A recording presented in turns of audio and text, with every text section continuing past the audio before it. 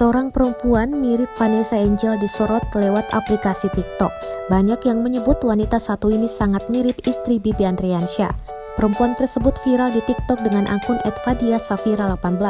Kemiripan Vadia Safira dengan Vanessa Angel membuat video yang diunggahnya menjadi viral hingga masuk FYP.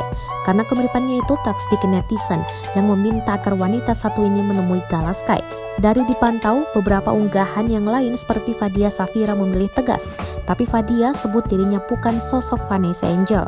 Meski menyadari wajahnya mirip ibu Galaskai, tetapi Vadia meminta tidak dimiripkan. Netizen kemudian meminta agar sosok yang disebut mirip dengan Vanessa Angel itu bisa bertemu dengan Galaskai Ardiansyah, anak dari almarhum Bibi Ardiansyah dan Vanessa Angel. Namun Vadia mengaku meski banyak yang menyebut mirip Vanessa Angel, ia menyebut unggahan videonya tak bermaksud apa-apa.